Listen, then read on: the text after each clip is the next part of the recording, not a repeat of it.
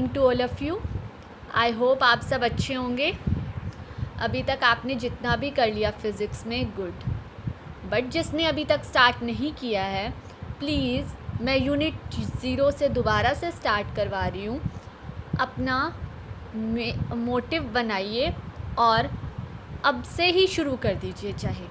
Okay, अब जितने भी फ़िज़िक्स के लेक्चर आएंगे सब अटेंड करिए प्लीज़, आपके अच्छे के लिए ही कह रही हूँ, क्योंकि +1 बेस होता है बच्चे।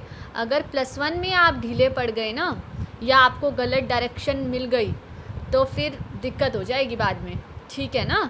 तो यूनिट 0 से स्टार्ट करूँगी, फिर यूनिट 1, यानी हम बेसिक से स्टार्ट कर रहे हैं। सो आप पढ़िए, ओके, और सब्सक्राइब कर दीजिए ताकि आपको सारी वीडियोस मेरी मिल जाए, ठीक है।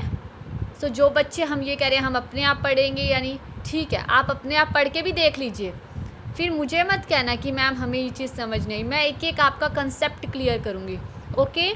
सो स्टार्ट करते हैं हम क्वाड्रेटिक इक्वेशन। 10th क्लास में हमने पढ़ी है क्वाड्रेटिक इक्वेशन, ठीक है। कैसी होती है quadratic equation? ax² + bx + c = 0 की फॉर्म में। An equation of second degree is called a quadratic equation. A standard quadratic equation is of the form this, है ना। इस फॉर्म में होती है ना। फॉर्मूला क्या? हम डिस्क्रिमिनेंट निकालते हैं, देन उसके बाद रूट्स निकालते हैं। फॉर्मूला क्या होता है रूट्स निकालने का? -b + माइनस, यहाँ मैंने अलग अलग लिया है, आप इकट्ठा भी ले सकते हो।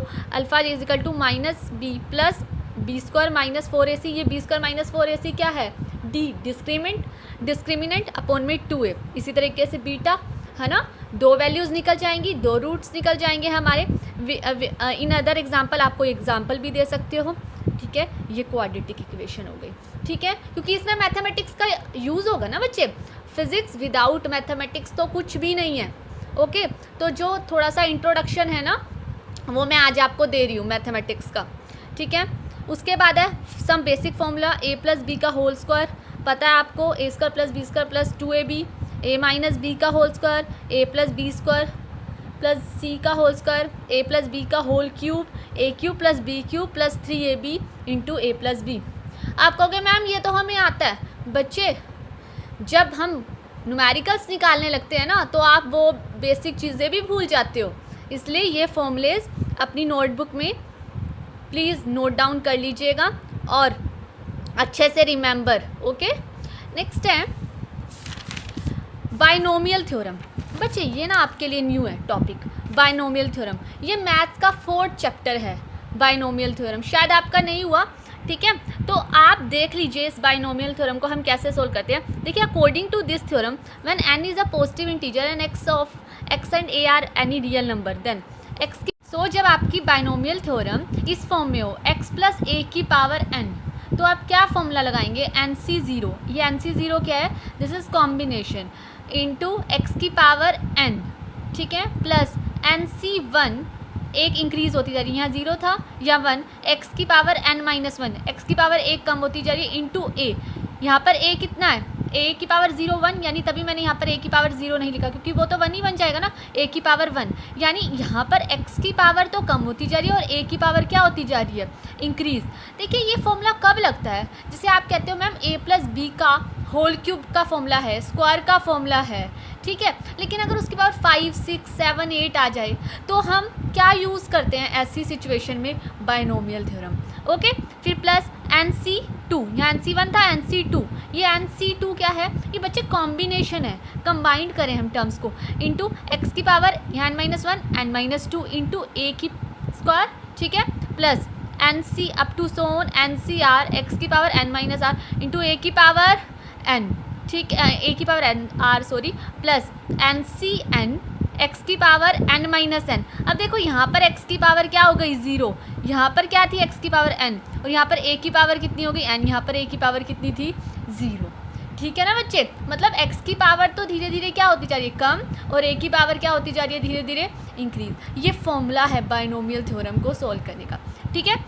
NC0 ये क्या है? ये मैंने बता दिया, आर कोल्ड बाइनोमियल कोफिशिएंट, इनको बाइनोमियल कोफिशिएंट्स भी बोलते हैं, या हम कह सकते हैं ये कॉम्बिनेशन होता है। इसका फॉर्मूला कैसे निकालते हैं? देखो NC1 है, ठीक है, n फैक्टोरियल, ये फैक्टोरियल है बच्चे, ठीक है, 5th चैप्टर आपका है जो, वो पूरा फैक्टोरियल पे था, आपको याद होगा, मैंने आपको करवाया है ना। अब आपको समझ आएगा मैथ्स में n फैक्टोरियल, 1 का फैक्टोरियल, n-1 का फैक्टोरियल। फैक्टोरियल आपको सोल्व करना आता है, से 2 का फैक्टोरियल 2 × 1, 5 का फैक्टोरियल 5 × 4 × 3 × 2 × 1, है ना। तो ये फैक्टोरियल यूज़ करेंगे हम। n × n-1, 1 का फैक्टोरियल 1 × n-1 से n-1 कैंसिल, क्योंकि देखो यहाँ नीचे n-1 है और ऊपर कितना है n फैक्टोरियल, तो मैं ऊपर लिख सकती हूँ n × n-1 फैक्टोरियल। तो n-1 फैक्टोरियल से n-1 factorial would cancel out, तो कितना बच जाएगा हमारे पास n। NC0 को आप खुद फाइंड करिएगा, ठीक है। अब देखो कोई भी हमारे पास क्वेश्चन दिया हो 1 + x की पावर n, ये दिया हुआ है हमारे पास यहाँ पर 1 + x की पावर n, इसको कैसे सोल्व करोगे, 1 प्लस, यानी ये फॉर्मूला लगा है हमारे पास, फॉर्मूला लगाओगे आप कितना n, यहाँ फॉर्म n है, NC0 x की पावर, यहाँ पर x की जगह क्या है 1, तो यहाँ पर क्या आ जाएगा 1 की पावर n, तो 1 की पावर कुछ भी हो इट वुड बी 1 ओनली, ठीक है ना बच्चे। और यहाँ पर x की पावर कितनी होगी 0, तो पूरा 1 बनेगा ना। इसको पूरा सोल्व करके देखिएगा, ठीक है। इस फॉर्मूले को यहाँ पर अप्लाई करिएगा, ठीक है। देखिए कैसे अप्लाई करेंगे आप, इधर देखिए 1 + x की पावर कितनी है हमारे पास n, ठीक है। अभी मैंने बोला NC, बच्चे देखो यहाँ पर है NC, ठीक है। यहाँ पर कितना आ जाएगा बताइए, NC0, x की पावर बताइए कितनी हो जाएगी, यहाँ पर 1 था ना, तो x की जगह 1 है, 1 की पावर n इंटू a की पावर कितनी होती है हमारे पास 0, तो यहाँ पर कितना आ जाएगा x की पावर 0, तो देखिए प्लस, ठीक है, NC1। आगे जो सोल्व करेंगे तो यहाँ से बन जाएगा NC0 n factorial 0 factorial n-0 factorial, तो 0 फैक्टोरियल 1, ठीक है। n फैक्टोरियल से n फैक्टोरियल कैंसिल, तो कितना आ गया ये 1 की power n would be 1 only, और x की पावर 0, किसी की भी पावर 0 क्या होती है 1। यहाँ पर मैंने बताया था ना a की पावर 0 थी और वो 1 हो गया था, जहाँ पर जैसे लास्ट में हुआ, ये वही इंडेक्स यूज़ किया 1 प्लस, आगे वही सेम NC1 को खोलोगे तो n आ जाएगा इंटू 1 की पावर कितनी हो जाएगी अब n-1, ठीक है, वो भी 1 होता है। तो उसके बाद x की पावर कितनी हो जाएगी हमारे पास x की पावर 1, तो x रह गया। इसी तरीके से आप हायर टर्म्स लिख सकते हो n-1 बाय में 2 फैक्टोरियल, जैसे यहाँ पर इंक्रीज़ करते गए ना हम, वैसे वैसे हम यहाँ पर भी इंक्रीज़ करते जाएंगे, ठीक है।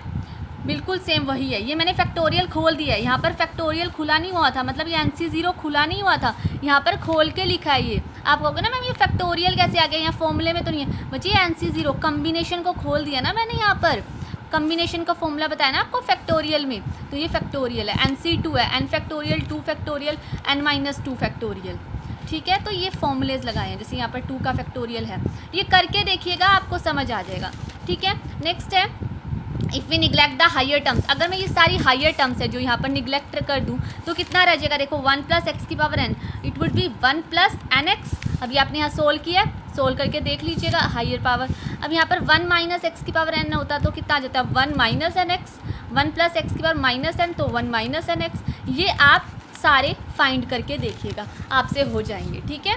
नेक्स्ट टॉपिक है हमारा ग्राफ। ग्राफ क्या होता है, it is a line straight और curved which show the variation of one quantity with respect to other and they are related to each other। जैसे x और y में रिलेशन फाइंड करते हो आप, करते हो ना, ये सम यूजेज हैं ग्राफ के। The shape of the graph plotted for two quantities give us the clear idea about the relationship between those two quantities। कौन कौन सी, x और y।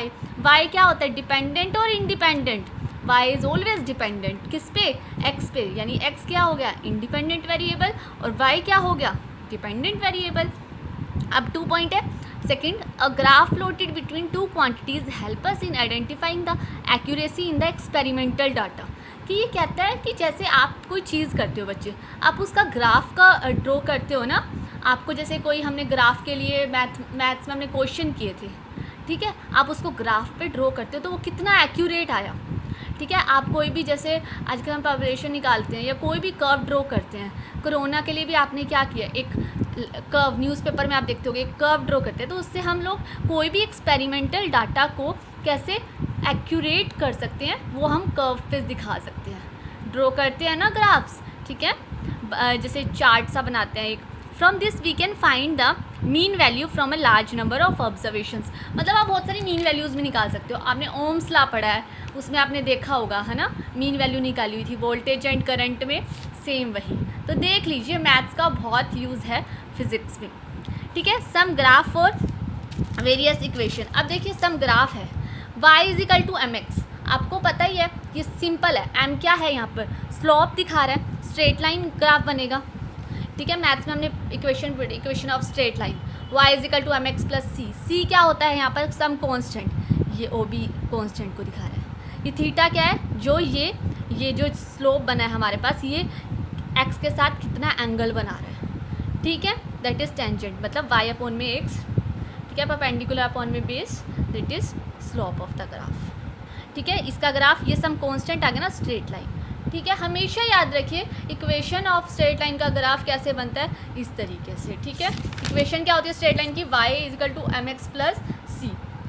Similarly y is equal to M X minus C, minus से start होगा, minus Y axis के लोग ले लिया, minus M X plus C का ये माइनस की तरफ, स्लोप माइनस हो जाएगा, ठीक है। मतलब ये क्या हो रहा है, रिटार्डेशन, जैसे हम कहते हैं ना एक्सेलरेशन, तो क्या होगा, एक्सेलरेशन हो रहा है, हम पॉजिटिव की तरफ जा रहे हैं, रिटार्डेशन हम नेगेटिव की तरफ जा रहे हैं, राइट। अब यहाँ पर हम कैसे आ रहे हैं, नेगेटिव की तरफ, तो it is the graph of what, retardation, है ना, 9th क्लास में, ठीक है ना बच्चे। सो ये सारा बेसिक है, ठीक है। तो फिज़िक्स को ध्यान से समझिए। नेक्स्ट है तो पैराबोलिक कर्व कैसे बनते हैं। ये पैराबोला की इक्वेशन होती है कितनी, Y square is equal to K X. +1 में पढ़ोगे आप मैथ्स के चैप्टर में, पैराबोला, हाइपरबोला, ठीक है। जो उसके ग्राफ बनते हैं वो इस तरीके से बनते हैं, ठीक है। अब ये कैसे बनेंगे, इसकी इक्वेशन कैसे फाइंड होगी, वो मैथ्स में करोगे। लेकिन अगर इस तरह की इक्वेशन बन जाती है y is equal to K x, तो ये इक्वेशन किसकी होती है, पैराबोला की, और उसका ग्राफ कुछ इस तरीके से बनता है, Y square is equal to minus, तो माइनस की साइड, x में आ जाता है तो इस साइड ग्राफ, ठीक है, y के ऊपर, मतलब x वाली साइड पे y की तरफ जो है ग्राफ बनेगा। हाइपरबोला कर्व कैसे बनेगा, कुछ इस तरीके से, ये हाइपरबोला कर्व मतलब ग्राफ किस तरीके से ड्रॉ होता है हाइपरबोला के, ये उसके लिए है। अच्छा, सर्कल का इक्वेशन क्या होती है, X square plus Y square is equal to A square, ये सर्कल ए क्या है यहाँ पर, radius of the circle. Ellipse इस शेप में होता है, इसकी इक्वेशन ये है, एक्स स्क्वायर बाय में A square plus Y square upon में B square is equal to 1, it is the equation of an ellipse. और ग्राफ कुछ इस तरीके से ड्रॉ होगा बच्चे, ठीक है। आपको ये देखना है कि ग्राफ कैसे बन रहा है हमारा, ठीक है। Exponential curve y is equal to E की power minus K X. Exponential कोई चीज़ कैसे डिक्रीज हो रही है, एक्सपोनेंटली डिक्रीज होना किसी चीज़ का, ठीक है, डिक्रीजिंग में आना, this is the exponential curve. Okay, so यहाँ तक बहुत है, नेक्स्ट टॉपिक हम बाद में करेंगे। Okay, thank you.